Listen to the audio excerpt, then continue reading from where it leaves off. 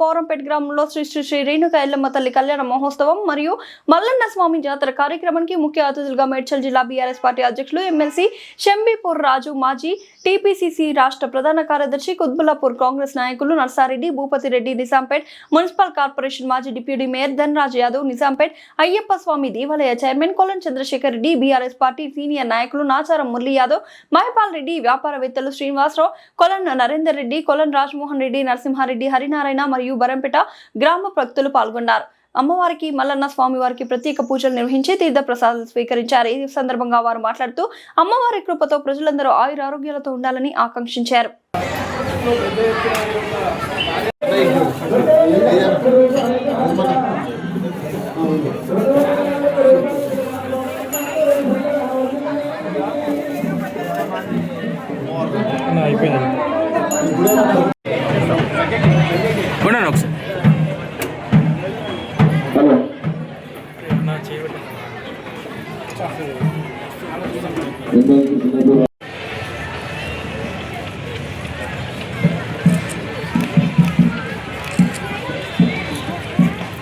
స్వామికి ఈ యొక్క బోరంపేట గ్రామంలో ఎంతో పెద్ద ఎత్తున గత కొన్నేళ్ల క్రితం నుండి ఈ యొక్క శ్రీ రేణుకా ఎల్లమ్మ మల్లన్న జాతర చేపట్టడం జరిగింది. గ్రామం ఉన్నప్పుడు గ్రామ పెద్దల ఏర్పాటు పక్షంలో చాలా భారీగా ఎత్తున విజయవంతంగా చేయడం ఈ యొక్క జాతర మా ఊరి బోరంపేట ప్రాముఖ్యత.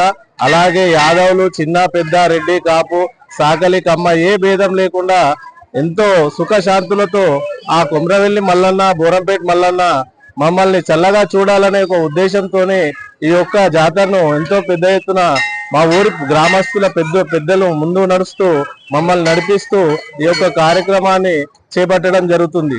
దీనిలో భాగంగా ఈ యొక్క 2026 ఫిబ్రవరి 2వ తారీఖు బోనాల ఉత్సవాల భాగంలో ఈ యొక్క కమిటీ నూతన ఏర్పాటుకు పునాది వేయడం జరిగింది. దీనికి గాను కమిటీ ప్రెసిడెంట్ గాను పల్పునూరి పద్మారెడ్డి అన్నగారిని ఎన్నుకోవడం జరిగింది. అలాగే ప్రెసిడెంట్ గాను చింత మల్లేష్ గాను, అలాగే వైస్ ప్రెసిడెంట్ గాను చింత మల్లేష్ గారిని, వైస్ ప్రెసిడెంట్ గా సురేష్ యాదవ్ గారిని, జనరల్ సెక్రటరీగా మణికంఠ యాదవ్ గారిని, సలహాదారునిగా యాదయ్య గారిని, సలహాదారునిగా బాలరాజ్ ముదిరాజు గారిని, ప్రధాన కార్యదర్శిగా ప్రశాంత్ గారిని ఇలాగే ఎన్నుకొని ఈ యొక్క కమిటీ ద్వారా మేము చేసేటటువంటి ప్రతి పని ఆ కుమరవెల్లి మల్లన్న, బోరంపేట మల్లన్న స్వామి దీవెనలతో ఎంతో భారీ ఎత్తున ఈ రోజు ఇంత భారీ ఎత్తున జరగడానికి కారణము నూతన కమిటీ ఏర్పాటని చెప్పుకోవచ్చు. దీనికి గాను తిరగడం గాని, మన వసూళ్ళకు గాని, చందా గాని ఎంతో పెద్ద ఎత్తున కృషి చేసినటువంటి గ్రామస్తులు, ఇచ్చినటువంటి రాజకీయ దాతలు, పెద్దలు అందరికీ పేరు పేరున ధన్యవాదాలు తెలుపుతూ ఈ కార్యక్రమాన్ని ఇంకా పెద్ద ఎత్తున ముందుకు తీసుకెళ్తూ రానున్న రోజుల్లో ఇంకా మంచి కార్యాచరణ చేపట్టి ఈ యొక్క ఆలయ ఉన్నతకు దారితీస్తుంది. దీన్ని వెసులుబాటులో ఈ యొక్క నూతన కమిటీని ఒక్కసారిగా ఎంతో పెద్ద ఎత్తున ఈ యొక్క కార్యాచరణ భాగంగా మేము ఉన్నాం కాబట్టి ఆ దీవెనలు మా పైన కూడా ఉంటాయని మేము ఆశిస్తూ గ్రామంలో ఈ మల్లన్న గుడి మా తాత ముత్తాతల నుంచి మేము చూడప్పటి నుంచి కూడా ఉంది. మాకు ఎప్పటి నుంచి ఉందో కూడా తెలియదు, ముందు నుంచి ఉంది. ఈ జాతర ఎప్పటి నుంచో అవుతుంది.